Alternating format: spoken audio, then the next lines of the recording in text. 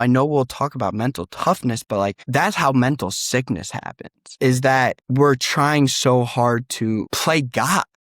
It needs to work out this way. This exact thing has to happen. I need to make this amount of money, meet this girl, get this car. If you think about how many March Madness brackets, like it could stack up to the moon and back, they say, like the probability of making a perfect bracket. Think about it. How crazy is it that like, if this doesn't work out perfect, if it rains on my wedding day, if this doesn't work out exactly the way I want it, I'm not happy. Well, it's like there's one in a trillion ways this could go. Welcome to the Well Worship Man podcast, where men come to build unshakable presence, become the rock in their relationships, and build a legacy that lasts beyond their years. Here, we explore the path to mature masculinity through humble power, daily devotion, and unwavering integrity. Thanks, baby.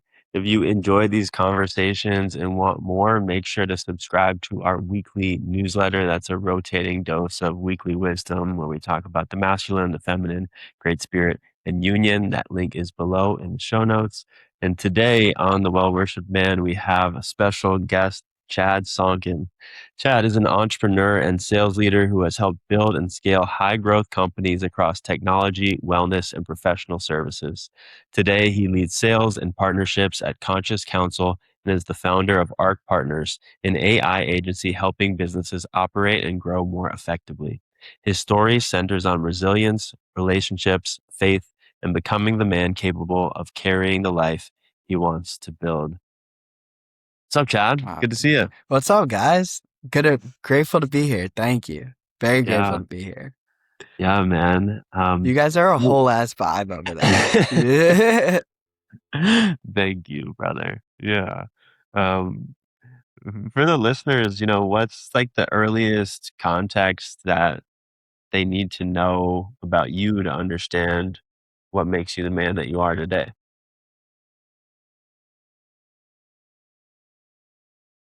Great question. The earliest context, I'm very grateful for where I'm from, being from Northeast Ohio, Cleveland. The family that I was fortunate enough to be born into, and with very big family, a lot of boys, a lot of guys, a lot of cousins, a lot of brothers, and just an amazing community from the get-go. I have two amazing parents, my mom and dad, who are they're my rock. They're my best friends. My mom's probably my therapist, which is why I've never been to one. I got my mama, which is great. She's a little biased probably, but it's okay. And I come from like two parents that were high school sweethearts. My mom is the only girl my dad's ever kissed, they've been together for 35, 36 years. And I got two little brothers. And I come from a community that is definitely very tight knit, very small town Ohio, where I was really just an athlete. I like to think, at least back in the day, like that's what I did growing up, is be a part of sports teams and lead sports teams and win games. No, I'm kidding. No, I'm not kidding. But and that's like, is that good context for like how I grew up, where I'm from? Yeah, absolutely. And just in the short amount of time that I've met you, I would say you are the most enthusiastic, persistently positive person that I've met. And people might look at that and look at your background and say, like, well, easy for him. He's Yeah. got, the perfect parents, was on the sports teams growing up, like pretty ideal life. But that's never like the full picture, right? I also get the sense that there's been some challenges that you've had to overcome where you've actually had to build the mental toughness that you preach. I have a friend that shares you can insert anything into this phrase, but that shares, if you want more mental toughness, you have to go to the places where it feels like you have none. If you want confidence, you have to go to the places where it feels like you have none. And so, yeah, what are, if it's one of those challenges, or when I mention the challenging times in your life, what comes up? Yeah, yeah. I mean, such a great question, and I love that. I love what you said about it. What comes to mind is, yeah, I had an incredible childhood where I was grateful and where I couldn't be more grateful for where I'm from in my community. I think from the time I was young, like I always had a chip on my shoulder. I think something probably like maybe you're born with, maybe you're guided into it. Like I think my dad definitely established me to have a strong chip on my shoulder. Um, and I always kind of lived like that and played like that. And I grew up in Cleveland. I went to college in Miami, called Miami of Ohio, in Ohio. So my whole life, I, up until I was 21, 22, I was in Ohio. And when it came to about my senior year of college, and what I always struggled with was school, I would say. So talk about challenges. That was probably the challenge for me was like getting by in school when my focus was on sports and community. I wasn't the best student, great learner, not the best student. Definitely a difference. But um, at some point, you're in college and everyone's going to these fairs and getting jobs, and my whole life, I kind of just thought I was going to go pro in the NFL. That was kind of my plan for the longest time. So when you're sitting there in senior in college and everyone's getting great jobs and going to job fairs, and I'm a sport leadership and management major with this chip on my shoulder, and it just kind of, two of my best friends were out in LA, and I came out before my senior year, and with them and because of them. And I just made the choice, like, I'm going to move out to LA. I'm going to get out of Ohio. I don't want to be in Chicago or Columbus or New York where I really know anyone. Um, I would say ignorance is definitely bliss looking back because I didn't know what I was about to get into. But I was like, I'm going to leave this comfortable, cozy community and world that people know me or know the name or have seen me, and go chase my potential, go find my potential, go create my potential. Um, because I'll never forget landing in LA for the first time and just like that shock of like, holy crap, I'm walking in down the Santa Monica Pier. Like I have no job. I don't know how to interview, but I just knew I would figure it out. I was like, I'll bet on myself all day. I'm not a betting man. And when it comes to gambling, but like on myself, I'm the biggest betting man. I'll bet on me. So I've really, really had to face my fears, face adversity, understand the work, practice faith with my faith, with my spiritual presence and spiritual guides. And so moving out to California was quite a whirlwind, quite a shock. I did not know what I was getting into. And I'd say that's the first thing. That's the biggest part of my moment when I was like, okay, it's time to put your money where your mouth is, and go do it. So yeah, yeah. Um, it's interesting hearing you like share this trajectory. I'm also from Northeast Ohio. I don't know if you knew Let's that, but go. I did um, not. and when I went to Ohio State for college and then New York and then out to California, and it's like at every subsequent step, people that stay in Ohio are like, "Are you sure? Are you sure?" Are And you I'm like, sure? "Yeah, What are you? yeah, yeah. Let's go. Yeah, Let's go. I yeah. want something unfamiliar." So it's interesting because there's a lot of people that stay. I mean, this is true for like all hometowns. Like most people Mhm, stay where they're mhm. from, and only some people leave. But it feels like such an important part to me of like the growth process. They say the same thing about just going to college. Like the benefit of college is not actually the education. It's like being Yeah, surrounded by unfamiliar people.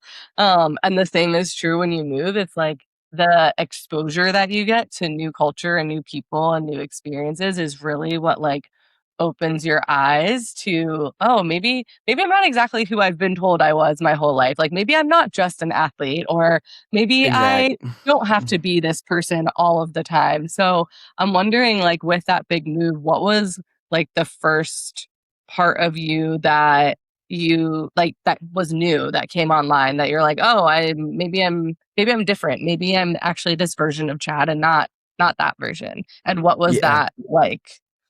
Wow, it's such an amazing question. That's so cool. We have such a similar. It's so cool. Hell yeah. Um, because when I first came out here, it was like nothing. I didn't know what I didn't know. I had no idea what it was gonna be, and I was like, I really wanted to work in sports. I thought maybe I'd want to be a sport agent. And I was like, I'll stand outside. This is how I thought I'd become a sport agent. I was like, I'll stand outside the Rams NFL coach, Sean McVay. I'll stand outside every day until he gives me an interview or gives me an opportunity. Whatever it takes, I'll do. And I still have that mindset. But what really woke for me in California is I was learning so much about who I actually was for the first time, right? Like, who is Chad, and creating that, and not finding it, but creating who I am and understanding more of like what my gifts are, what my limitations may be, what I like to do, who I like to be around. And it really, the moment I got out to LA is when I really started to meditate for the first time. I was living with my best friends that were going on the whiteboard every day. We're waking up at 5 a.m. and journaling, and trying to figure out, how do we manifest? Well, how do we do it? We're just, we're learning it all together for the first time.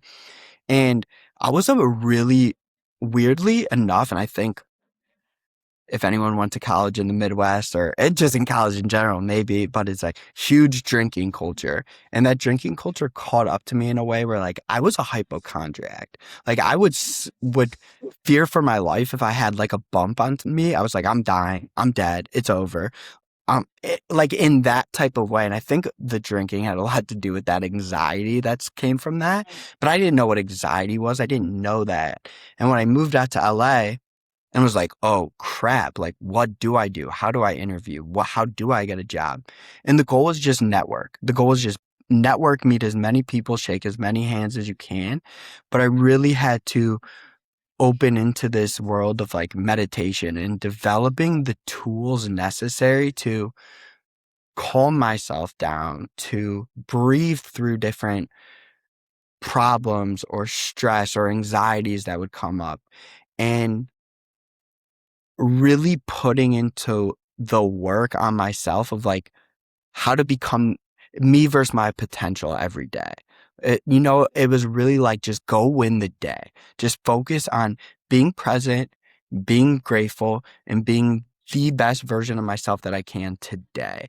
And that along with developing the different tools to calm my anxiety down, or to breathe through things, or to I was working two jobs at the beginning. Like I was interning at um, a sports agency in Century City. I would get on the bus at 6:30 every day, take take the uh, take the bus to Century City, come home, pack up my bag, and go work retail at night till close at Lululemon, just to like pay the bills and figure out what my step was. Maybe it's getting a job. And then within that, I actually had to come back to Ohio to get back surgery, which was crazy because I had just moved out to LA and I'm starting to develop this life, and I got this internship and I'm working at Lululemon. I'm getting a good flow, and like my back and my leg is numb. It's killing me. Like I'm 22 years old. I've never been in so much pain.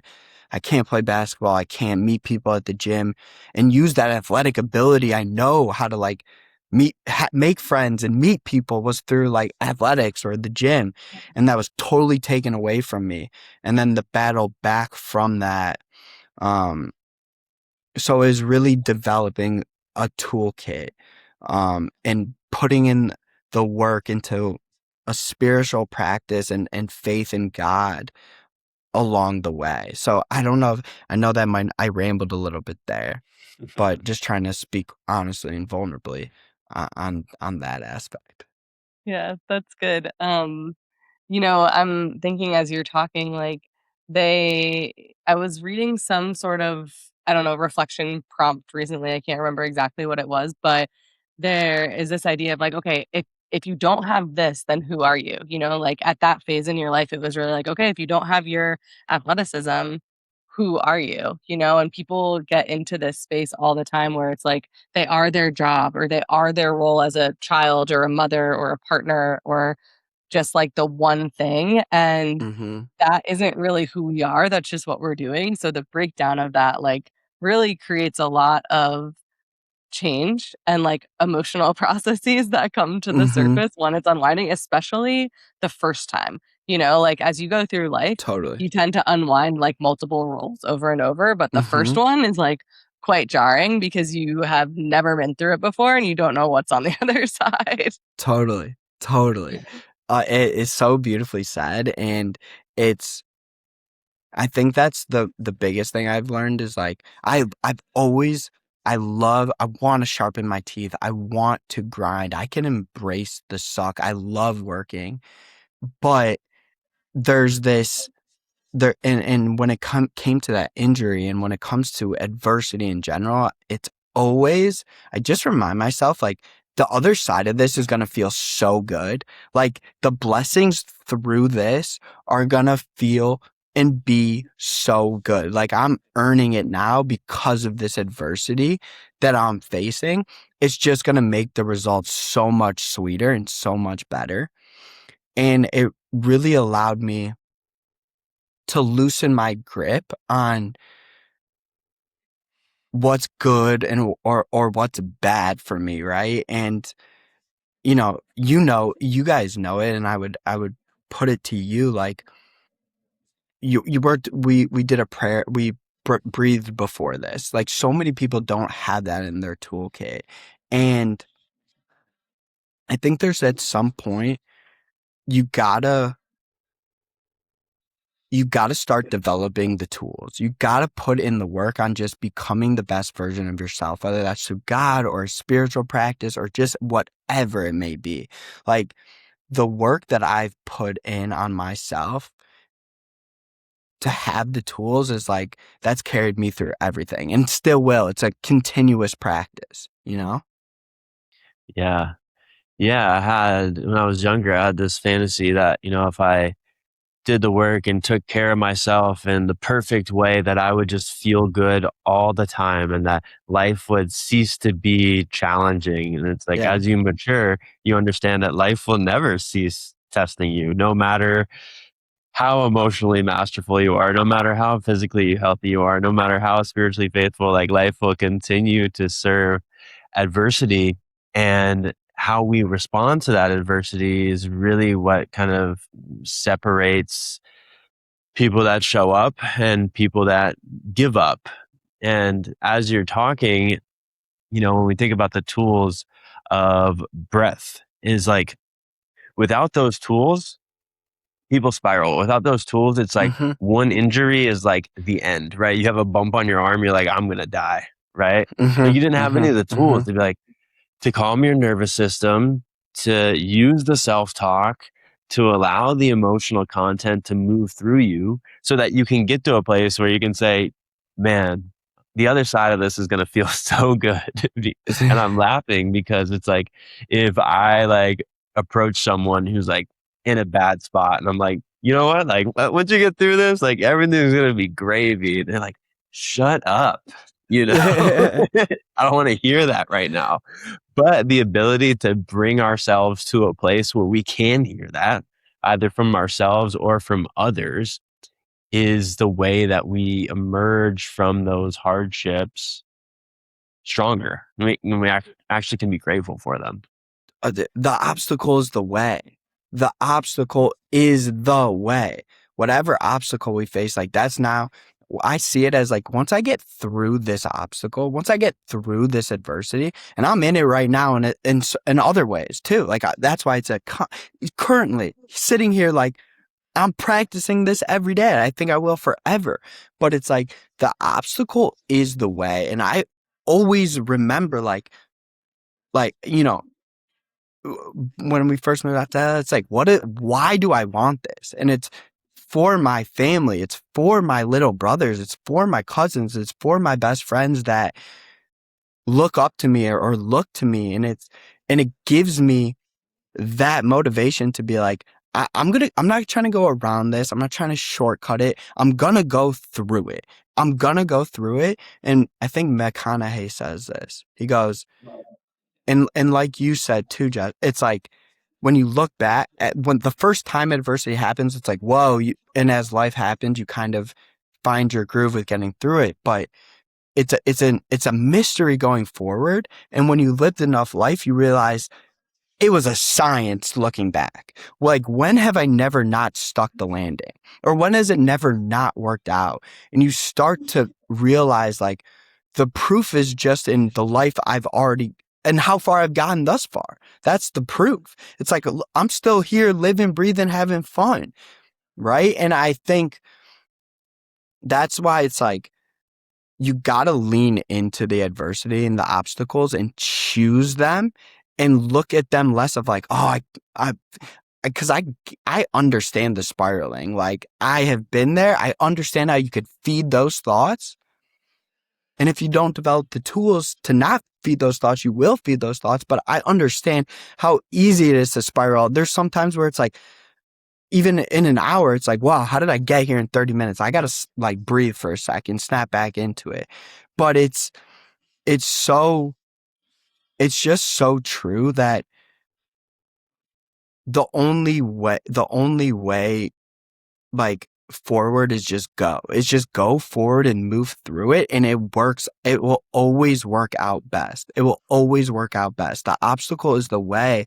And that's like why the spiritual practice of just finding harmony with it all, not trying to balance it, but finding the harmony in it all is what I'd encourage everyone to dance with life in that way and find the harmony in it. Yeah. My spiritual practice and faith is what I lean on every time that adversity arises, is the belief that I'm not alone, is the belief that support is available, that guidance is available, and the self-belief too of like looking at my track record.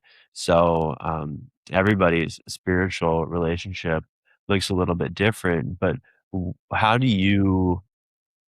have you deepened your spiritual connection over the years? It's a great question. I believe the spiritual practice and like a faith-based practice is just is so strong, is so tough. I I think the best thing that has helped me has been the introduction to podcasting. That's why I love getting on them. I've learned so much just listening to conversations, and ones that I love, I'll listen to over and over again. And I love, and in reading books like from Michael Singer, to Abraham Hicks on YouTube, I've just developed that desire, and I've always been optimistic to think. I've always been an optimistic person, but finding the podcast and the books and doing the journaling to deepen that spiritual practice has just led me to live. And it's a work every day, is like a very stoic mindset, a very stoic principle, a very spiritual path, which is just like, I actually am so okay. Like, when I look back at the history of this planet, it's like, what are we? It's like, at the end of the day, it's not that serious. Like, the point of this is to have fun, and to have fun with people you love, and to pursue and to challenge yourself. Like, that is fun. And the point is of this experience is like, it's funny because it's what is life, right? And I don't mean to sound morbid. I mean this in the stoic way. It's like life is a series of events before your ultimate death. Like, that's what life is. It's just a series of events before your ultimate death. And I think where people make mistakes is they are either living too much in the future and worrying about it and consumed by it, or they're living too much in the past, regretting it or worrying about it, that they're not even here. They're not even here, and they're not even present.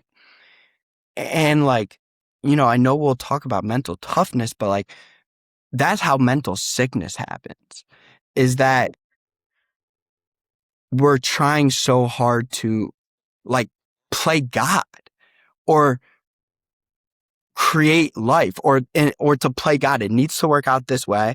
This exact thing has to happen. I need to make this amount of money, meet this girl, get this car. If you think about, like, I don't know if you're basketball fans, how many March Madness brackets, like, it could stack up to the moon and back, they say, like the probability of making a perfect bracket.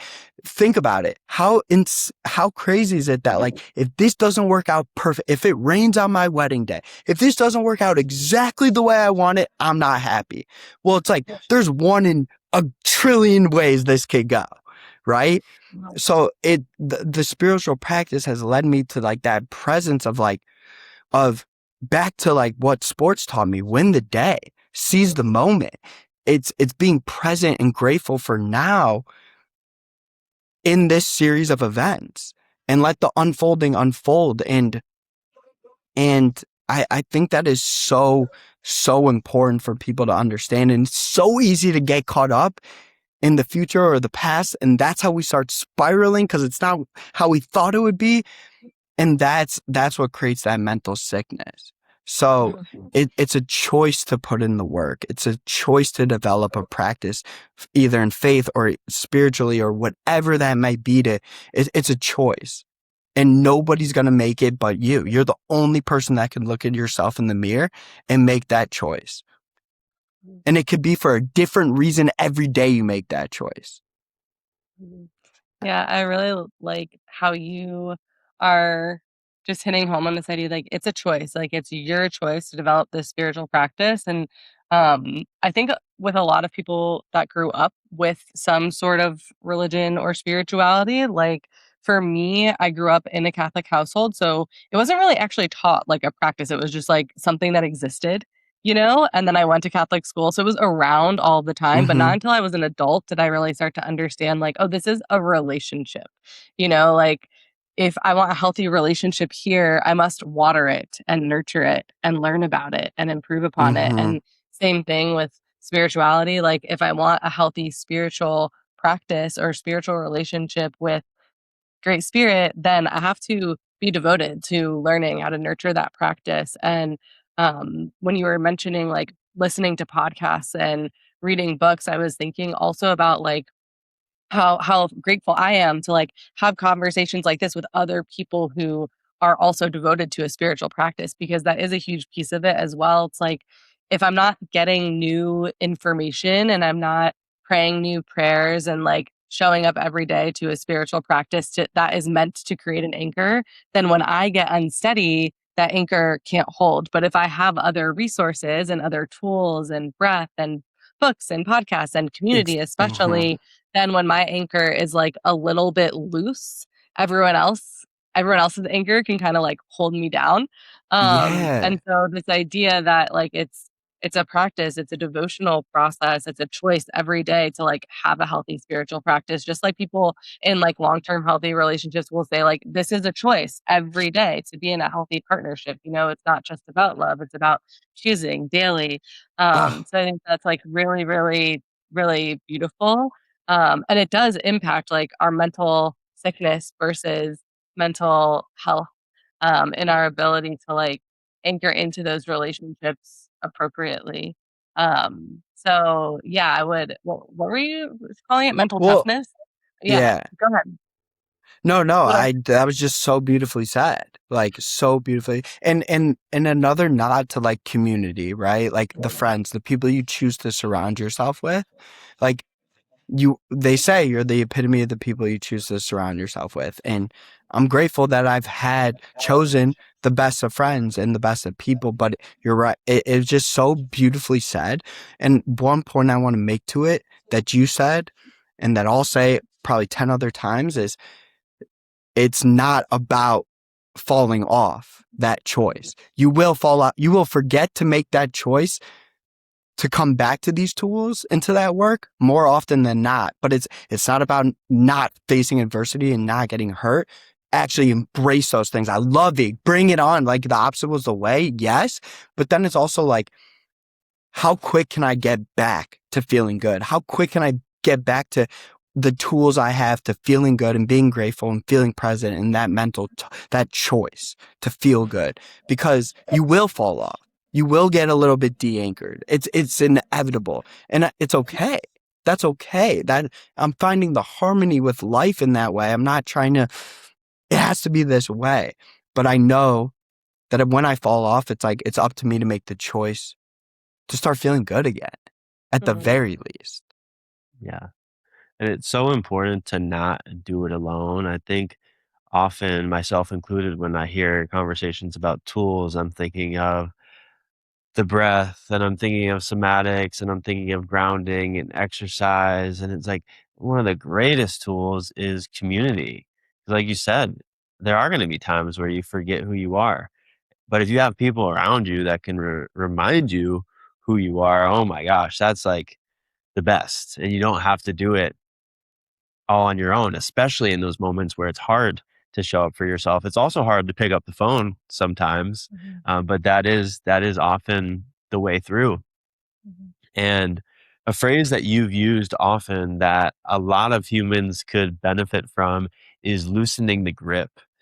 And I share often that spiritual maturity is the ability to tolerate paradox. So on one hand, we have, these manifestation principles of like get Mhm. hyper specific about what you want, like I want, like Mhm. you're saying, I want this car. I want a girl that looks like this. I want this house with the breakfast nook and the floor to ceiling windows. And it's like, get really specific about what you want. And then you're also sharing, but no, loosen the grip because we need to make room. We need to lighten our plan so that we can make room for the divine plan. So this is something that I don't have figured out and that I play with. But when you think of the paradox between like really anchoring into a specific vision and then loosening control, like how do you do both? Such a great question. And, you know, there's I'm no whiz, and there's probably so many ways to do things, but to me, it's like it's very clear from the time I was a kid, when I made the decision to move out to LA, it was like I made a choice a long time ago. I was going to bet on myself, and that this was my plan, was to make money, have a family, live a extraordinary life, and like buy my parents a house, and hopefully 10 of them, my brothers and sisters, everyone, a house. And that has always been my North Star. Like, that has always been like, I want to be the grandpa that is sitting on a rocking chair with so many stories and all these grandkids to tell them to. And just sitting there thinking like how full of a life I've lived and how much wisdom I have. And that has always been my North Star.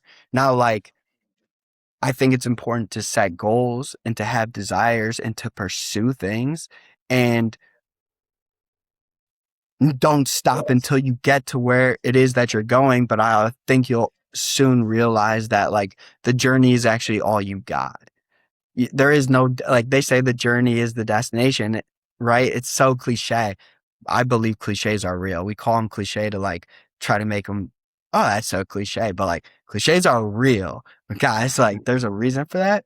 But it's, it's, you want to embrace the suck. Like, you want to struggle, you want adversity, but like, just because you're embracing the suck and doing a like mop, even if I'm mopping the floor, I'm gonna do it better than anybody. And I'm gonna have fun doing it. I'm going to find a way.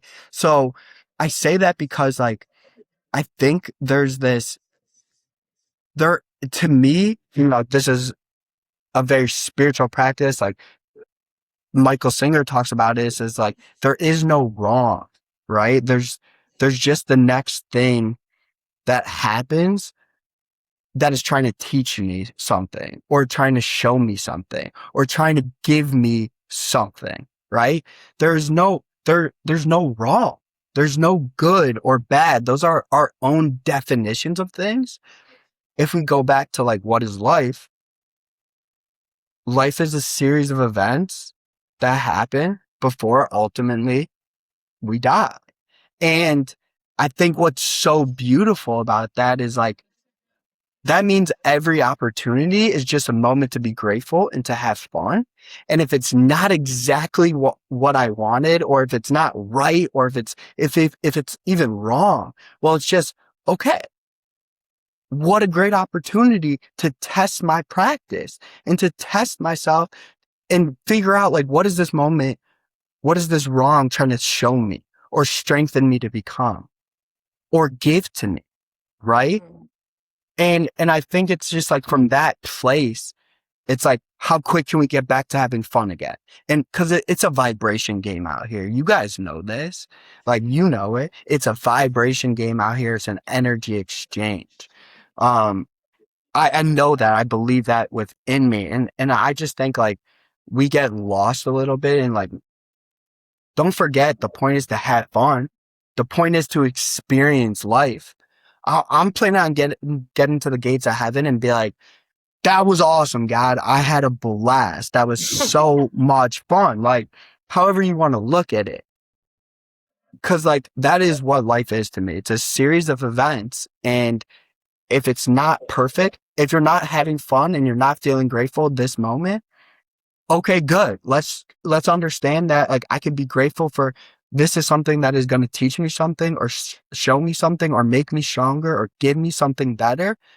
And now let's go back to feeling grateful and having fun again. I like the idea of returning to fun, because sometimes like something similar can be said a little bit of a different way, where it's just like, like, think positive, like love and light kind of vibes. And I do a lot of trauma work, so I'm really mindful Mm-hmm. of like, we can't override hard emotions. Like, you can't just turn grief into happiness because you choose to. Like, you need to actually feel it. But the idea of like, how quickly can we return to fun is a cool perspective, because you can try to fake happiness and people might not be able to tell, but you can't really like fake fun. Like, you can hide in your little protector energies and pretend like you're happy or pretend like you're in love if you want. But it's like really easy internally to know if you're enjoying life or having fun or not. Mm-hmm. So I think that that's a really good compass, actually. And Mm-hmm. I'm wondering, like, with this as something that you do anchor into often, of like, either being grateful for what you're learning or getting back to, abundant gratitude and fun as quickly as possible. Like, where is there space for emotions when they are hard? Like, when are you having days where you're like, oh man, like, I just can't get there today? And like, what's happening? Or do you have practices where you actually can create space for yourself to be like angry or frustrated? Or have you solved the human puzzle and you never feel those things? Like, where are we at? I feel those things daily. Yeah. I feel those things. What a great question. And I'm excited. It's so cool we're talking with, because if you deal with a lot of trauma, that's fat. I'm so curious to learn more about that. But I think you have to give yourself space to feel the emotions, right? Like grief. We've all experienced grief. Like, we've all experienced grief, and some people's grief has been there's so many levels to it, obviously. I always want to give myself space to feel and to think. And typically, I like to compete. So when I'm angry or when I'm upset, maybe I'm going to go play basketball or go for a run or go work out. That I understand that tool helps me in that emotional state. I like if I'm feeling sad, so let me back it up actually really quickly. Because like if you're experiencing emotions and grieving and going through something, it's like you're not alone, but like you are alive and you are experiencing this human experience. Like you are living and love. I'm pouring love into you. If you are listening to this and grieving or experiencing anything, but when it comes to the emotions, I do believe I can control my emotions. Not amazingly, not can't control them perfectly. I did not solve the human puzzle, but for the most part, when my emotions go astray, I could choose how I respond to that. And sometimes I'll be honest, this is very, very, this isn't often for me, but sometimes I just have to lay in bed all day and watch a movie and relax and unwind and take my mind off everything and be a bum. And if I'm going to decide to do that today, then I'm going to do that 110% and just enjoy it and say, yo, buddy, you got 24 hours to feel this, to sit with this. Like my football coach used to say, you got 24 hours to process this loss. Saturday morning, back at it. And that's just, I've always remembered that because when I'm feeling that way, I'll say, all right, let's feel this. Let's be a bum today. Let's feel sad right now. But I got 24 hours tomorrow. You have to snap back. It's a little deal I make with myself. And then that day I could just, you know what? I'm going to Uber eat some stuff. I'm going to get some popcorn and lay in bed. And I'm going to choose to do that. But if I'm going to choose to do it, I'm going to do it 2 feet fully in and like allow myself to feel or numb out or whatever I need to do. But I say you got to be careful with that because like you could go too far on that, right? Like at some point, I feel those emotions every day. How many emotions do we experience throughout the day, right? Like every day, there's something new. I can't tell you how many days I wake up feeling like, I don't really feel like it when this alarm is going off right now. But I just go. I go 3, 2, 1, get up, and I go, and I go, and I get up, and I journal or listen to something. I get myself there. I'm a big believer in like, I'm not gonna be a thermostat, meaning like I'm not gonna read the energy of the room and then just succumb to that. I'm not gonna read the energy of my emotions and just be like, okay, I'm thinking sad thoughts, so I'm sad today. I'm going to be a thermometer. I'm choosing, I might have said those wrong, but I'm choosing what the temperature is in this room. I'm choosing how I'm setting the tone today. I'm going to choose it. I'm going to choose it. And as hard as it is, as much as those bad thoughts come in, I'll even say like, let's push this feeling till Sunday. Let's push this thought to Sunday and let's deal with it on Sunday. Right now, it's time to lock in and feel good and have fun and go pursue and embrace the suck and do what's hard and do what's difficult and go through it and get better. And I find a way to get there with those tools and with those practices that I've developed over the years, of course. But I find a way to get there. So I can't give you a perfect answer to it, but you gotta feel you gotta be alive. Like congrats on living, congrats on the human experience for grief and for sad thoughts and for, anything else. Like it's okay. There's an element of self-love to it. It's like, if I like me and my best friend always will ask ourselves this question. Like, if I really loved myself, like what would I do right now?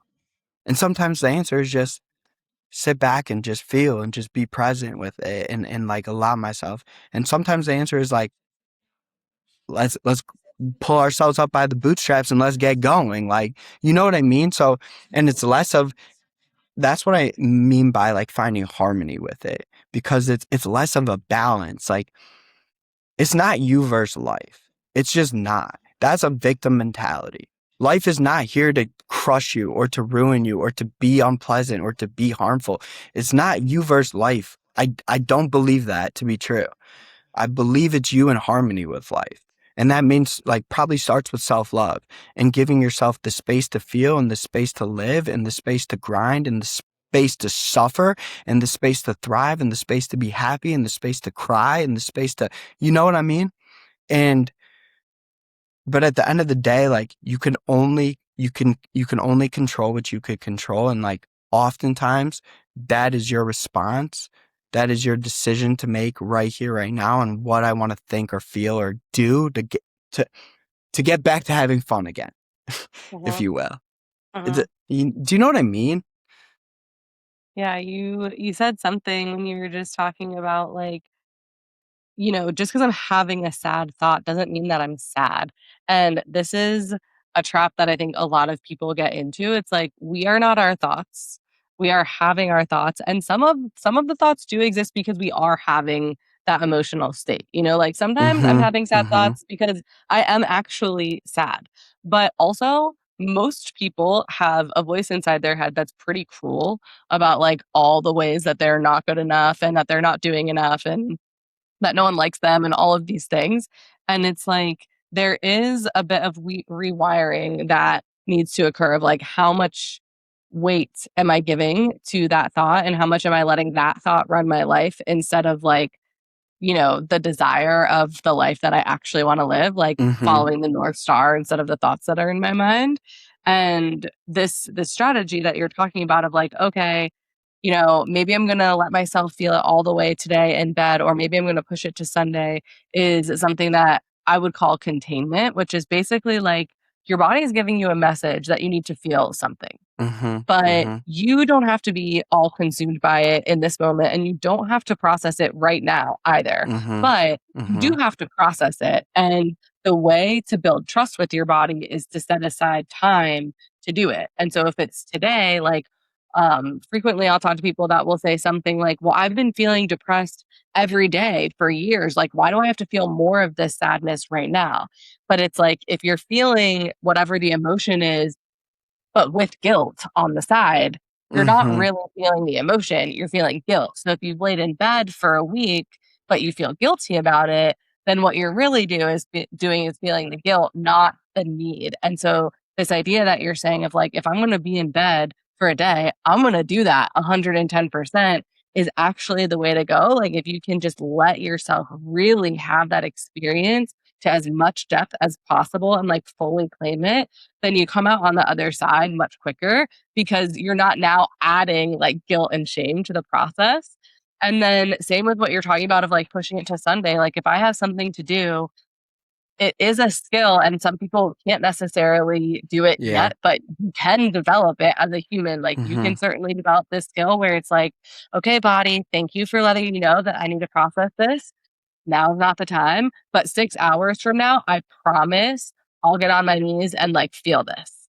And then you have to do it, like then you have to show up on Sunday or you have to show up 6 hours later. Otherwise, it's going to be a little bit of a mess later. Otherwise, you're just pushing it, right? Like you're just pushing it away, down. Yeah, and you accumulate debt on that. The longer that you don't feel it, the more intense that it's getting, except people just push it down into the unconscious. And now it's influencing your life outside of your conscious awareness. And that's where like really scary shit happens, like you flip out and make a mistake that's like hard to get back from, that's why practice of that practice of containment is so important because men especially have this belief that like, okay, if I stop holding it all together, then I'll fall apart and then it's all over. But it's like, you can fall apart for a Sunday as long as you make the deal with yourself that you're going to get it back together or get the support that you need. It's okay. Yeah, it's okay. It's okay. And like, God bless the feminine, like it's you guys are the feminists such a it's just like you understand I the emotions so much better than we do as men, or just have, I don't know, it's unbelievable. And because you're right, there is an element to, it's like I could just shove this down, but setting that container to feel, and like, or if I'm gonna feel it, like just choosing it, like that's what you said. It's like I just gotta choose it, right? Like right now I choose to, fine, I feel sad, like I need to feel this, or I'm grieving, and I could do that. um, but I think it's just it's so important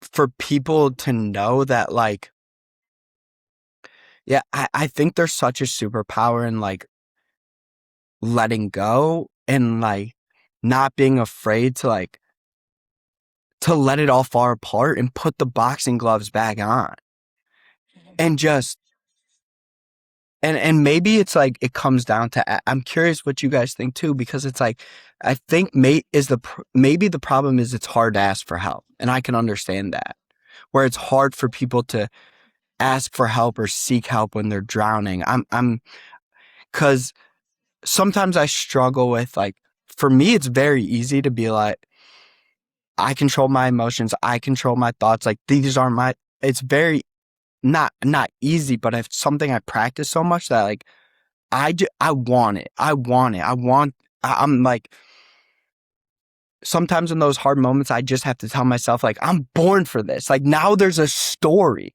Like, thank you. Now there's a story. Now people are going to watch this because of this moment. Like, if you fail the bar exam 4 times, or if you go bankrupt, like, okay, now they're watching. This is where the story gets told. And like, I'm made for those moments. Like, give me the ball. Like, I could tap into those emotions. And I think it depends. Like, there's this, like, you guys know, like, Conor McGregor? Yeah. Before Conor McGregor blew up and became this amazing MMA fighter and has all his successes, he was he just had a crew follow him around. He was documenting his life and had a crew follow him around because he knew he was going to be the best. And this is 10 years before he was anything. He was poor as had nothing. And he had this unwavering belief of what he would become. And I think it was him that said, like, you got to entertain the circus. And that's what he had this documentary around, because it was like he already had done it, because it was already done.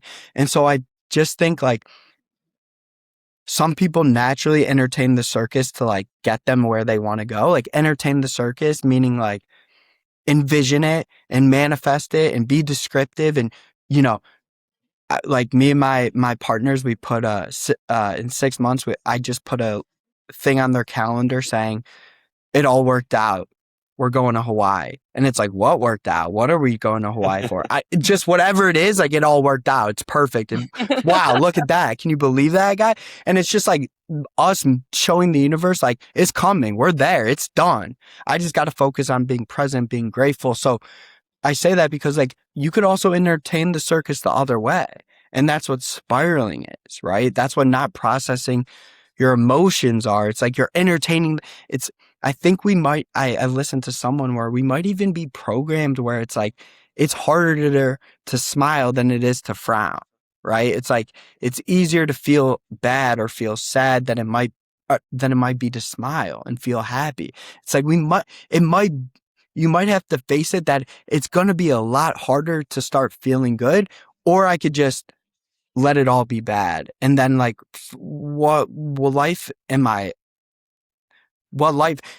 oftentimes I think you got to dedicate it to somebody else. If you're grieving, if you're going through trauma, do you want kids? Well, this is for my kids, or this is for my nephew, because your nephew is going to go through something very similar, and you're being taught this lesson because you're going to have to teach your nephew this lesson.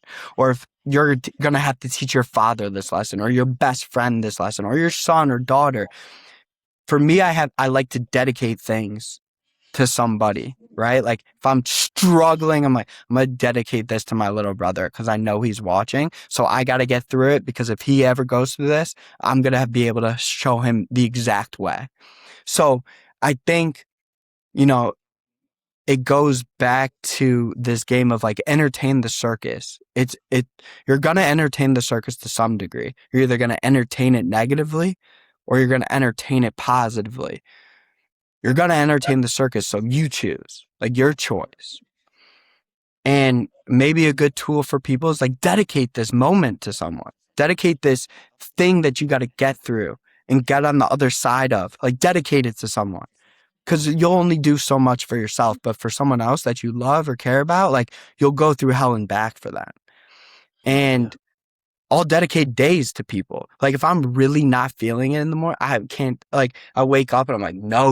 Like, all right, this one's for my beautiful girlfriend. This one's for my mama. Like, I'm going to dedicate this day to my mama. Like, this is for her. I can't, you know what I mean? So, yeah.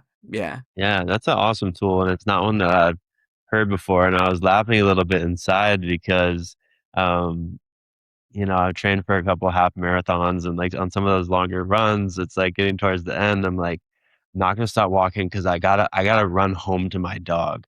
I Yeah. can't walk because I'll have less time with my dog, so this is for him," you know? It seems Yeah. so silly, Yeah. that example, Yeah. but it worked. Like, not Mm-hmm. once did I walk, you know?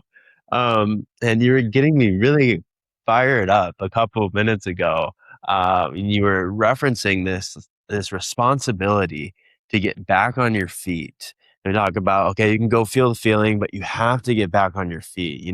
Jessica doesn't trust me because I never fall or I never fail or because I'm a perfect human. She trusts me because every time that I have fallen, I've gotten back on my feet. I haven't Mm-hmm. stayed down. And I think that if you can find this, especially as a man, this ability to, like, get knocked down and, like, not know which way is up and to dust yourself off and stand back up on your feet, like, that is the best. Like, that is power to me. And that's like, that's what life's made of, It's That's why what life's about, brother. it's why Mm-hmm. everybody loves an underdog story. It's why Hollywood has made billions of dollars off the Totally, same bro. kinds of stories of what I just described. It's just like it's so human. There's something so It's human so, about it. Yeah.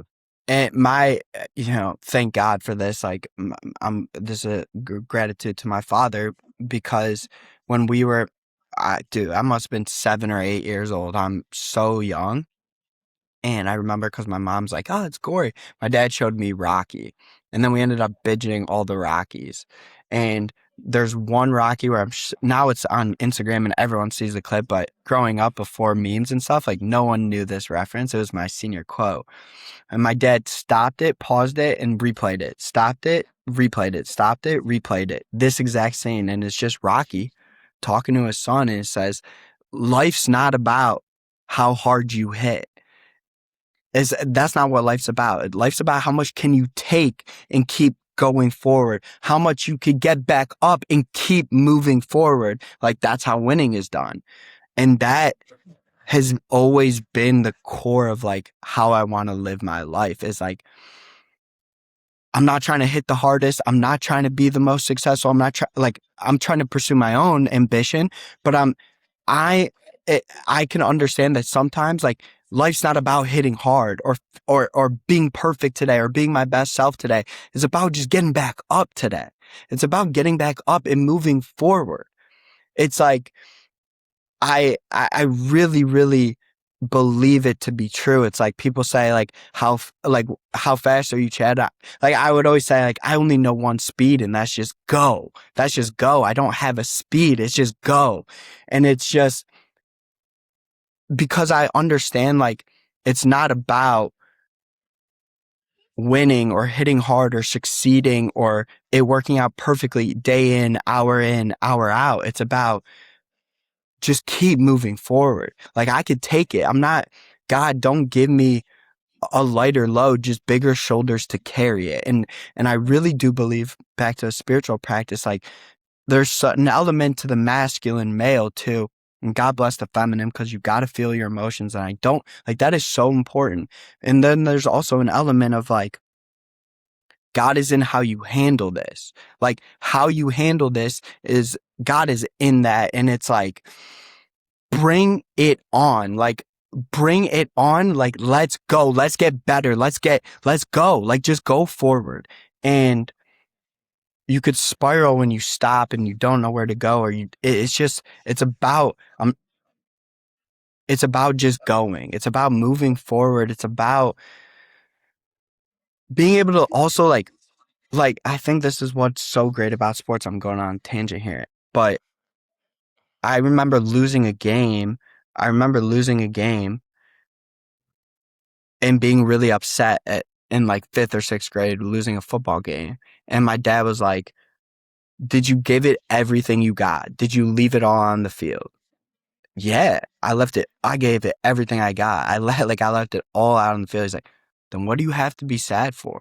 Like what, right? And it's like, I kind of have made my peace with that. And I'm in sales. I'm an entrepreneur. So it's like, it's waves, brother. It's like you're riding the waves, high highs, low lows, nothing's there. It's like, you're waiting for waves to come.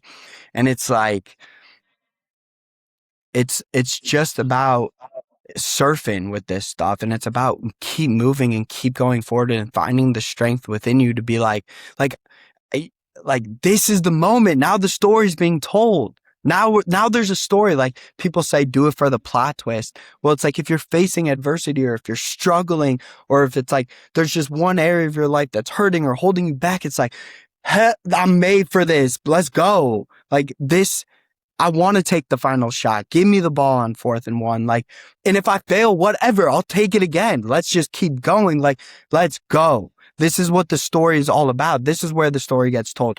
This is where history is made. And like, history will be kind to me because I'm going to write it. I'm the author. Like, history will be kind to me, and it all will work out because it is my choice and I am writing it. And it's like, and it, feed that circus, entertain that circus. It's a delusional, it's often delusional, optimistic self-belief, and not even a faith, but a knowing. And if you only knew, like, I might be sitting here having no business to say that, but I guarantee 20 years from now, when we pull up this clip, I'll be like, I told you so. Right? Like, yeah. Yeah. We started this episode talking about like your upbringing, and you mentioned, the gratitude to your parents and your father, and we talked a little bit about community, but you also just circled back to this memory with your dad, like replaying this quotation from Rocky to you. And as you're talking, like this last little just gift that you just gave us, I'm like, man, thinking about when I read about parenting stuff, they talk about how like in the really early phase, like the mother is like unmatched in her care. Like it's like the mom must be around. But then there's a transition into like when kids start playing and roughhousing and like jumping off things they shouldn't be jumping off of, and roughhousing, and like in this phase where they learn how to get back up, the father becomes like really such an integral role in learning that. And as you're talking, I'm just really hearing like, yeah, there's this like divine masculine like father codes, and just like bless the fathers, but also like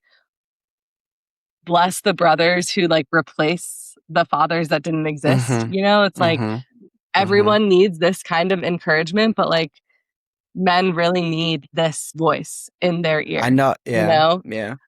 so I appreciate you offering it on our podcast, and like everyone in your community that you've offered it to. But like there's a real gift in like the way that you speak. And I always put this caveat on episodes where community comes up, because some people don't have community, but you can find it. It's like some people are blessed to find community earlier. Some people, it takes them much longer. It's taken me until like a year ago to find community that I felt like really good about, and it really just takes like placing yourself in places that you like, so that you can meet people who also like the same stuff, who also listen to the same stuff and believe the same stuff and have the same type of ambition or desires that you have. And like, then it takes being vulnerable, because actual connection is built by letting someone see you when you're on the ground so that they can give Mm-hmm. you this type of encouragement, And so, yeah, if you don't have community yet, it's coming, but also you can build it. And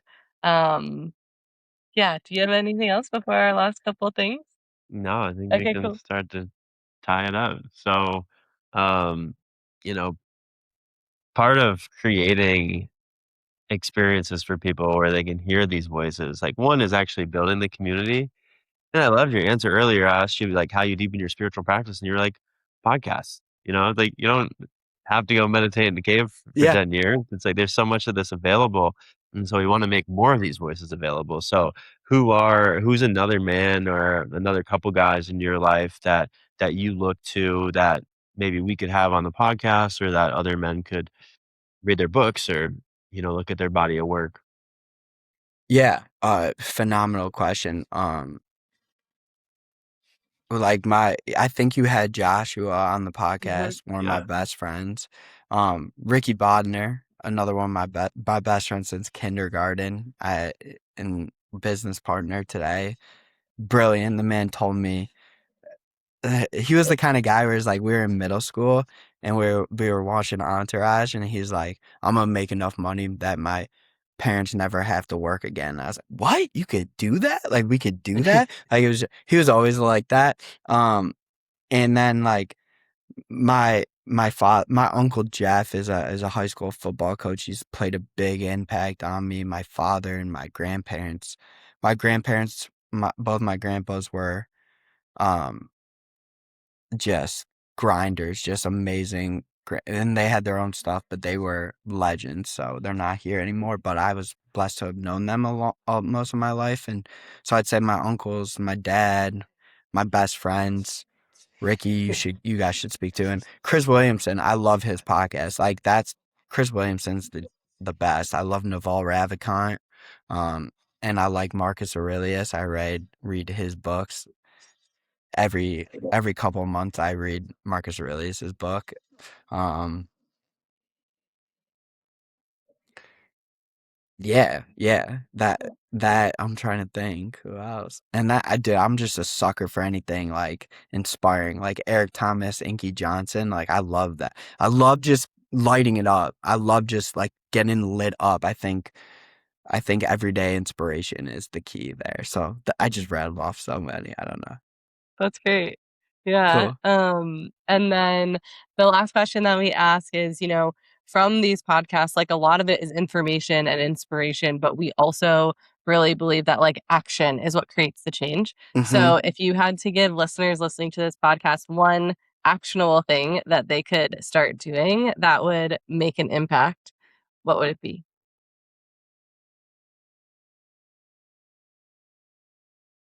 I'll say this.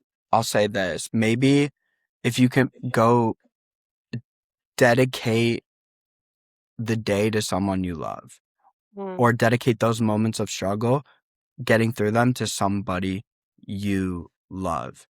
And maybe that will get you back to having fun and also just persevering through it. That's what I would say. And hit me Awesome. up. yeah, Good of for sure. Chad. Yeah, Chad, really have enjoyed your focus on fun and play and moving forward while not leaving pieces of you behind. So I know the listeners will get a ton from this. If you enjoyed this podcast, we have a lot more great stuff for you. We have a newsletter. You can subscribe to that in the show notes, and we'll see you on the next one.